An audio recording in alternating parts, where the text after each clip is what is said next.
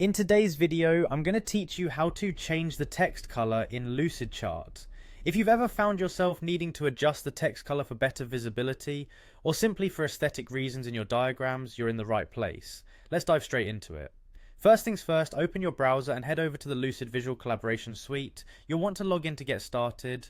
On the login page, enter your email and then click Next. After that, you'll need to type in your password. Make sure your password is entered correctly, as it can be easy to mistype, especially if you're in a hurry. Once your credentials are filled in, click Login to access your account. Now that you're in, you'll see a list or grid of your recent charts. Browse through and select the chart you want to work on. For large libraries of documents, leveraging Lucidchart's search function can be particularly helpful. After you've chosen your chart, click the Open button to begin editing. With your document open, locate the text within your chart that you wish to modify. Click directly on the text to select it. You'll know it's selected when you see the bounding box around the text area. It's important that you've clicked directly on the text to ensure you're able to access the editing options. The next step is to navigate to the Properties bar. This bar is typically located at the top of your Lucidchart interface and contains a variety of editing tools. Here you can adjust text properties like font, size, and for today's focus, color.